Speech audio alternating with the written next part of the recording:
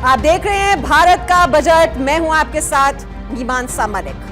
पढ़ेगा इंडिया तो बढ़ेगा इंडिया, ऐसा विज्ञापन आपने टीवी पर कई बार देखा होगा। लेकिन क्या सच में भारत में शिक्षा पर जितनी बातें की जा रही हैं उतना काम हो रहा है? क्या भारत में शिक्षा में क्रांति आने वाली है या सिर्फ बड़ी बड़ी बातें की जा रही हैं? कुछ दिनों में बजट आने वाला है और बजट में शिक्षा के लिए क्या होगा खास, आज करेंगे इसी पर बात। लेकिन सबसे पहले आप ये रिपोर्ट देखिए।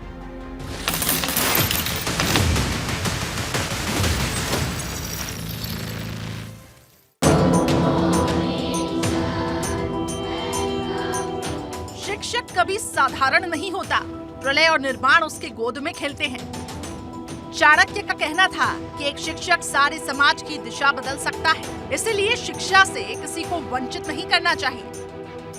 लेकिन भारत में आज भी शिक्षा पर इतना कम खर्च हो रहा है कि बच्चे आर्थिक मजबूरी के कारण अपनी पढ़ाई पूरी नहीं कर पाते। कोरोना की महामारी ने आज जहां डिजिटल पढ़ाई का नया विकल्प दिया, वहीं गरीब बच्चों के लिए और चुनौतियां खड़ी कर दी। तकरीबन 2 साल तक स्कूल बंद होने से बहुत से बच्चे शिक्षा में पिछड़ गए, क्योंकि उनके पास कंप्यूटर, लैपटॉप नहीं थे। जहां बहुत से बच्चों ने ऑनलाइन पढ़ाई की, तो वहीं दूसरी तरफ एक तबका इससे वंचित रह गया। देश में शिक्षा में क्रांति लाने के लिए बहुत से सुधारों की भी जरूरत है। पीएम मोदी ने इसको ध्यान में रखते हुए नई शिक्षा नीति को लाया, लेकिन फिर भी शिक्षा पर खर्च में कोई खास बढ़ोतरी नहीं हुई। पीएम मोदी चाहते हैं देश का भविष्य आगे बढ़े, इसलिए तो वो बच्चों के साथ परीक्षा पर संवाद करते हैं। बच्चों को परीक्षा के बाद बेरोजगार न होना पड़े, इसलिए बच्चों के लिए नई एजुकेशन पॉलिसी लाई गई है, क्योंकि पढ़ेगा इंडिया तभी तो बढ़ेगा इंडिया। रिपोर्ट भारत 24 बनाएंगे।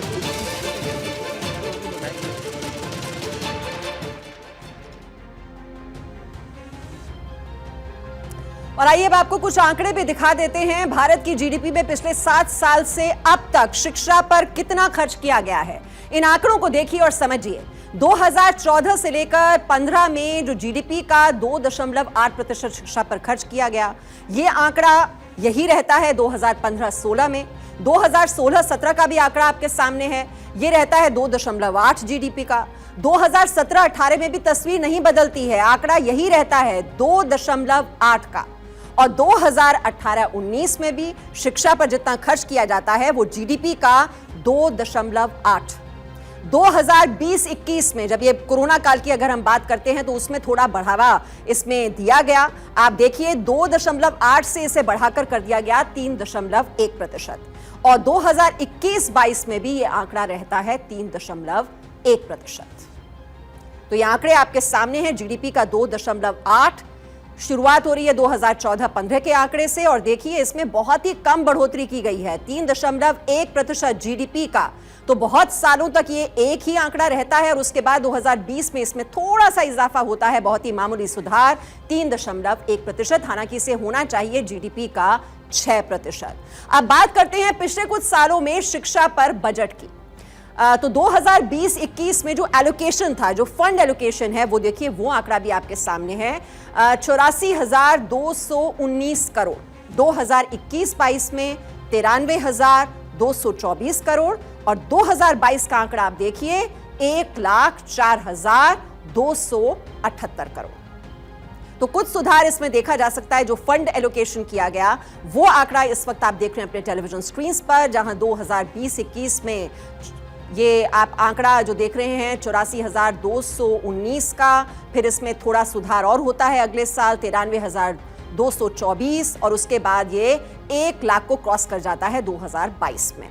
अब 2022 में शिक्षा पर जो कुल बजट था वो कितना था, वो आप फिगर देख रहे हैं 1,04,277 करोड़, जिसमें स्कूल शिक्षा के लिए 63,449 करोड़ और उच्च शिक्षा के लिए, हायर एजुकेशन के लिए 40,828 करोड़। तो ये आंकड़ा भी आप देख रहे हैं। तो कितने फंड्स एलोकेट किए जा रहे हैं। 2022 का बजट आप देख रहे हैं, जो कुल बजट था उसमें स्कूली शिक्षा के लिए 63,449 करोड़ और उच्च शिक्षा के लिए 40,828 करोड़।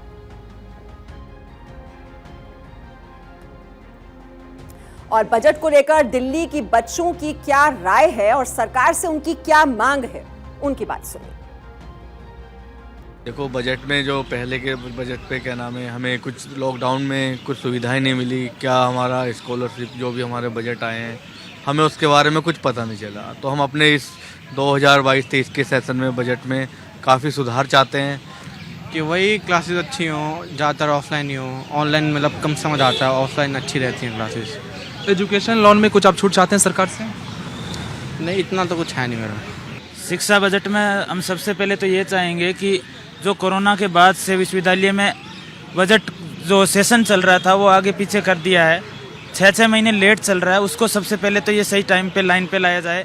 शिक्षा बजट में कि क्लासेस पहले तो रेगुलर हो नहीं रही है, हर बार ऑफलाइन ऑनलाइन करके कैंसिल कर दीजिए। माइक्रोसॉफ्ट टीम पे बोला है लेने के लिए, पर ली नहीं जा रही। हर बार ऑफलाइन कह रहे ऑनलाइन लेंगे, पर टाइमली हो नहीं पा रहा है। वो ना लिंक भेजा जा रहा है, ना कुछ हुआ जा रहा है। कह रहे यूट्यूब पे क्लासेस लेंगे, यूट्यूब पे भी नहीं ले जा रहे। थोड़ा बजट भी कम हो, इस बार बहुत ज़्यादा फीस लिए रखी है बच्चों से भी, और कुछ भी स्टडी मटेरियल नहीं मिला, और फर्स्ट ईयर के पेपर भी आ रहे हैं, कुछ क्लासेस नहीं प्रॉपरली मिल रही है, तो वही चीज़ हमारे को भी लॉस हो रहा है बहुत ज़्यादा।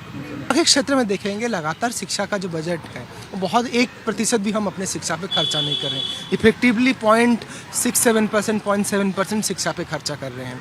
जब हम शिक्षा के बारे में बात करते हैं, और ये इतने छोटे परसेंट बजट का एक बड़ा हिस्सा सेंट्रल यूनिवर्सिटी को एलोकेट होता है, और एक बहुत छोटा हिस्सा है जो बाकी स्टेट यूनिवर्सिटी। सरकार से यही मांग करते हैं कि हेफा लोन को खत्म किया जाए और एजुकेशन पर बजट का खर्चा बढ़ाया जाए, और इसके साथ ही नए रोजगार के अवसर पैदा किए जाए।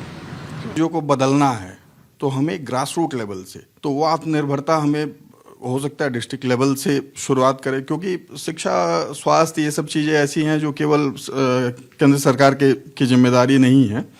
राज्य सरकारों की भी भूमिका उतनी ही है जितनी केंद्र सरकार की है। लेकिन जो आम नागरिक है वो ये एक्सपेक्ट करता है, वही उसकी यही आशा रहती है कि सरकार, चाहे वो केंद्र में बैठी हो या राज्य में बैठी हो, हमारे मूलभूत सुविधाओं को बढ़ाए।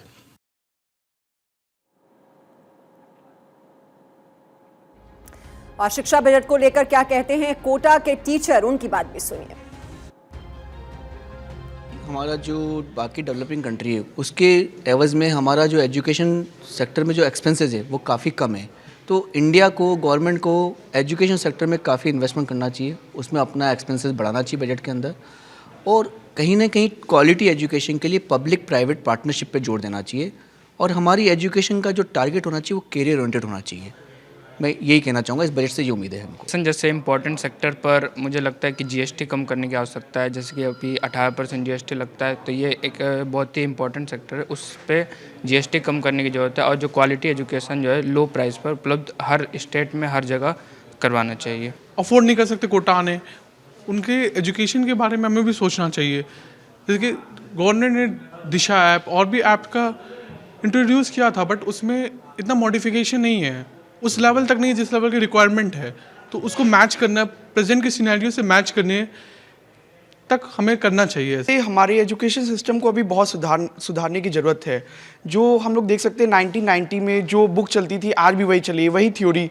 कुछ प्रैक्टिकल्स ज़्यादा होने चाहिए, थ्योरेटिकल नॉलेज ज़्यादा इंपॉर्टेंट नहीं है। हम सब देख सकते हैं जितने भी मेजॉरिटी ऑफ द बीटेक वाले हैं वो सब और सेक्टर में क्यों जा रहे हैं, क्योंकि कहीं ना कहीं थ्योरेटिकल नॉलेज उतनी इंपॉर्टेंट नहीं है। एजुकेशन लोन प्रोवाइड होता है किसी को, तो फिर अगर जैसे एजुकेशन मेनली कोई भी रीज़न से वो डिले हो सके तो उस लाइक टाइम देना चाहिए उसको, कि मतलब अच्छे से वो मतलब उसको मिल पाए टाइम कि वो प्रॉपर पे कर सके। सर ऐसा है कि जैसे आईआईटी में अभी बहुत सारी कम सीट हो गई हैं, तो बहुत सारे बच्चे क्या बाहर चले जाते हैं, क्योंकि 1% बच्चे ही निकल पाते हैं उसमें, और ऐसे बहुत सारे बच्चे बाहर चले जाते हैं, इधर यूएस इधर पढ़ने चले जाते हैं, तो उसकी सीटें बढ़ानी चाहिए। तो बात आज हम कर रहे हैं शिक्षा बजट की, और शिक्षा को लेकर क्या सुधार हो रहे हैं, किन किन सुधारों की जरूरत अभी बाकी है, क्या शिक्षा पर किए जाने वाला खर्च दूसरे देशों के मुकाबले बहुत कम है, शिक्षा के स्तर को सुधारने के लिए सरकार क्या क्या योजनाएं ला सकती है, और शिक्षा बजट में कितना और इजाफा कर सकती है सरकार। इन सभी सवालों पर अब हम बात करेंगे अपने एक्सपर्ट्स के साथ। हमारे साथ जो मेहमान आज की चर्चा में शामिल हैं, शिक्षाविद डॉक्टर संजय नागर हमारे साथ हैं, और मनीष सिंह जो निदेशक हैं ईजी क्लासेस के, वो भी इस वक्त हमारे साथ जुड़े हुए हैं। डॉक्टर संजय नागर, अभी जो शिक्षा बजट है हमारा, वो जीडीपी का सिर्फ 3% हम शिक्षा सेक्टर पर, एजुकेशन सेक्टर पर खर्च कर रहे हैं, लेकिन लगातार ये हम बात जरूर करते हैं कि कितना जरूरी है इसे 6% कम से कम करना। इस बात पर बातें तो बहुत होती हैं, लेकिन हर बार हम देखते हैं कि हम पीछे ही रह जाते हैं। यानी कि अभी शिक्षा पर जितना खर्च हो रहा है उससे 2 गुना करने की कितनी जरूरत आप महसूस करते हैं? मैडम, आपने अभी आंकड़े दिखाए, सारी बातें बताई। 1968 से लगातार ये बात हो रही है। हमारे नेशनल एजुकेशन कमीशन जितने बने हैं, मोस्टली ने ये रिकमेंड किया है कि एजुकेशन पे टोटल जीडीपी का कम से कम मिनिमम मैं बात कर रहा हूँ 6% जो है खर्च होना चाहिए। लेकिन आज तक इस चीज़ पे विशेष ध्यान नहीं दिया गया है, और उसी की वजह से आज जो एजुकेशन है, चाहे वो मिडिल स्कूल में है, चाहे हायर एजुकेशन में है, वो उतना अपना आउटपुट नहीं दे पा रही है जितना उसको देना चाहिए था। हमारे जो विशेष रूप से आप देखिए एक बड़ा हिस्सा बजट का जो सेंट्रल यूनिवर्सिटीज़ हैं उनको चला जाता है, उसके बाद स्टेट यूनिवर्सिटीज़ को चला जाता है।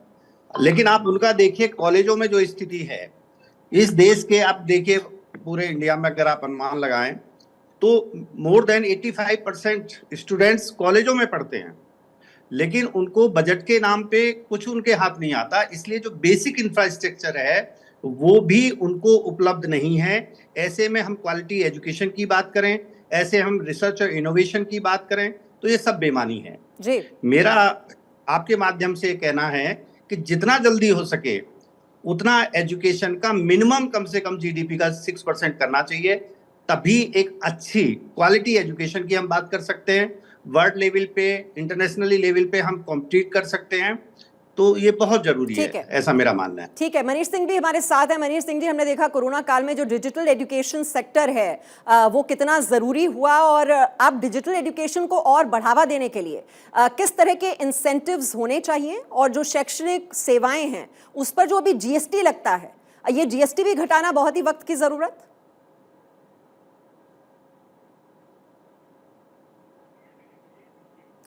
मनीष सिंह जी, अनम्यूट करना होगा, आपकी आवाज हम तक नहीं पहुंच पा रही।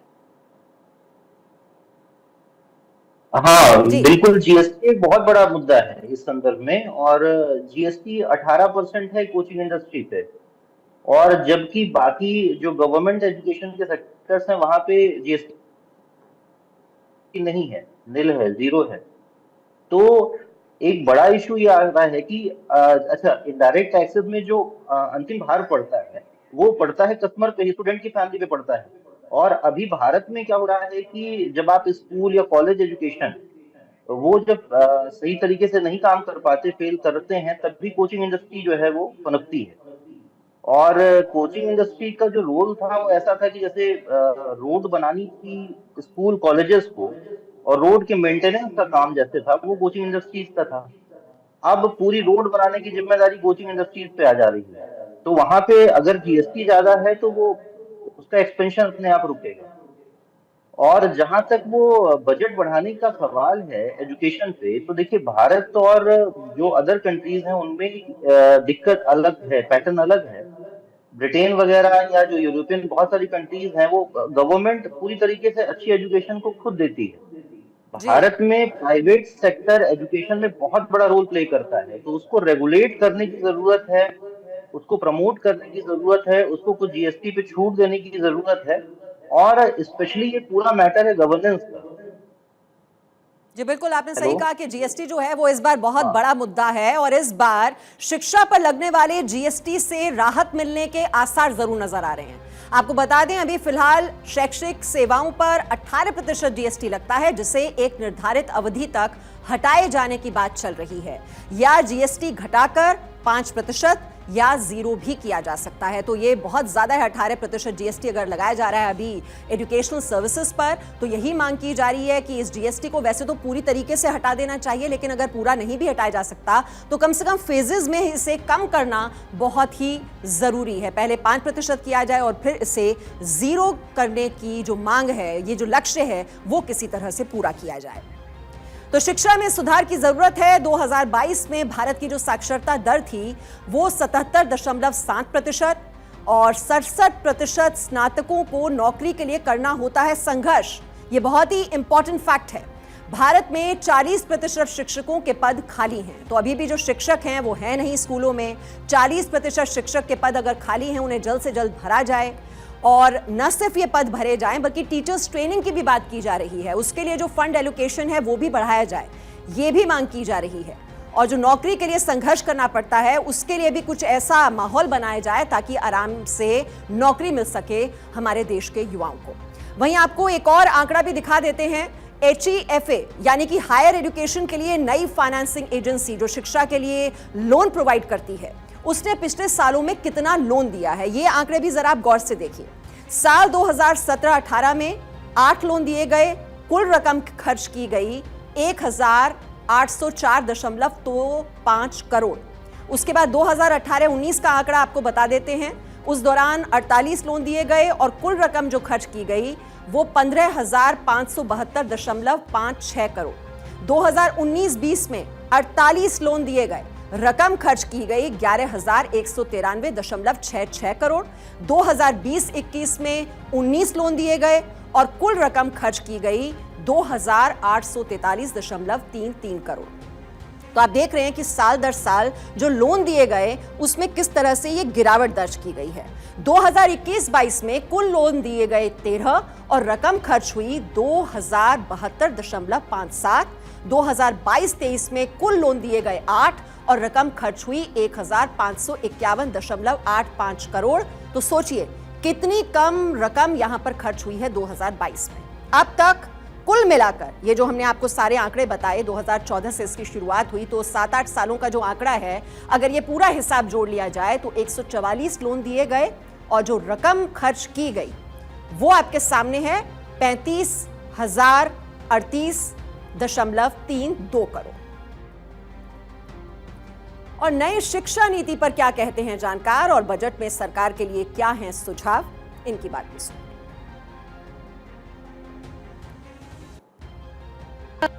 अगर हम होल सिनेरियो देखें तो there are 3 major issues which need to be addressed: expanding access to higher education, retaining Indian talent in India and then attracting foreign talent to India. जैसा कि बहादुर सर ने कहा, कोठारी कमीशन ने 1968 में ही कह दिया था कि 6% कम से कम बजट हायर एजुकेशन को देने की ज़रूरत है एजुकेशन को, लेकिन अभी भी हम 3% से ऊपर नहीं उठ पाए। शिक्षा पर बजट बढ़ाना ही पड़ेगा। कारण ये है कि जिस प्रकार के प्रावधान राष्ट्रीय शिक्षा नीति में रखे गए हैं उसमें उसका जो अनुपालन है, उसका क्रियान्वयन है, उसके लिए अधिक राशि की ज़रूरत होगी। मुझे लगता है कि सरकार नई जो राष्ट्रीय शिक्षा नीति है उसके क्रियान्वयन के लिए इस बार जैसे पहले से ज़्यादा चॉइसेस दी जा रही हैं युवाओं को। मीन्स अप्रॉक्सीमेटली 1 लाख करोड़ रुपए के करीबन शिक्षा के ऊपर बजट हमारा आता है, उसमें से 40% हायर एजुकेशन को देते हैं हम लोग। अब 40% जब हायर एजुकेशन को देते हैं तो approximately 100 IIM, IITs, AIIMS and national level के इंस्टीट्यूशंस है एंड अप्रॉक्सीमेटली 54 सेंट्रल यूनिवर्सिटीज़ है। 154 को यदि मिलाएंगे तो अप्रॉक्सीमेटली उनकी रिक्वायरमेंट 300 to 400 करोड़ रुपीस पर इंस्टीट्यूशन है। तो देखिए कुल मिलाकर जो इंफ्रास्ट्रक्चर है उसको मजबूती दी जाए और साथ ही साथ जो उच्च शिक्षा है उसके इंटरनेशनलाइजेशन की बात की जा रही है कि जो बाहर की यूनिवर्सिटीज़ हैं उनके साथ ये टाई अप किया जाए और टीचर्स की ट्रेनिंग पर ज़्यादा फोकस किया जाए। तो इंफ्रास्ट्रक्चर तो बढ़ाना ही है और साथ ही साथ जो डिजिटल इंडिया की जब हम बात करते हैं तो ऑनलाइन क्लासेस जो हैं उसके लिए भी इस तरह का माहौल वहाँ पर पैदा किया जाए और कहीं ना कहीं शिक्षा को रोजगार के साथ जोड़ा जाए। तो स्किल डेवलपमेंट कोर्सेज के लिए भी इंसेंटिव देना बहुत ही जरूरी है अगर हम एजुकेशन सेक्टर को बढ़ावा देना चाहते हैं, क्योंकि जो स्किल्ड फोर्स होगी और बहुत ही क्वालिफाइड हमारा जो यूथ होगा तभी देश की अर्थव्यवस्था आगे बढ़ पाएगी। तो आज के हमारे बजट स्पेशल में इतना ही। बहुत ही शुक्रिया हमारे मेहमानों का हमारे साथ जुड़ने के लिए, जानकारी देने के लिए। और आप देख रहे थे आज का ये भारत का बजट। आज हमारा रहा जो फोकस शिक्षा क्षेत्र, एजुकेशन सेक्टर। कल एक और एपिसोड लेकर हम हाजिर होंगे कोई और सेक्टर की उम्मीदों के साथ, एक्सपेक्टेशंस के साथ। एक छोटे से ब्रेक के लिए यहां पर रुक रहे हैं, लौटते हैं जल्द कुछ और खबरें लेकर।